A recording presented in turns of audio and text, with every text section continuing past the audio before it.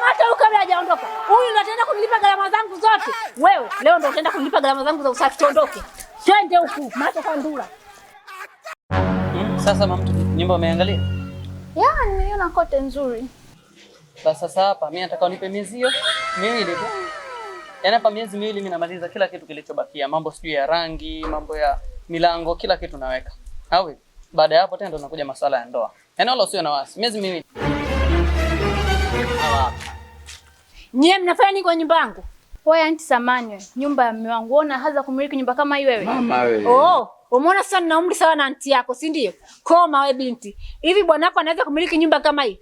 Sasa nimechoka na watu kama nyie. Nimeweka milango na madirisha ili muikome nyumba yangu. Kazi yenu ni kuniwekea zana na kinyesi mundani. Mnanitafuta nini nyie walimwengu? Sasa leo naanza na nyie. Nyie ndio mtaenda kujibu mashtaka kwa mjumbe. Naomba simu yangu nimeweka wapi? Dadangu usipige simu. Dada usifanye hivyo dadangu. Aturudi tena dadangu. Kelele wewe. Kwa nini ulimdanganya mtu mwingine kwamba hii nyumba yako? Unaanza kujenga nyumba hii. Basi acha hiyo. Akimia wewe.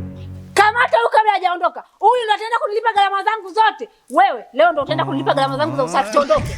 Twende huku, macho kwa ndula.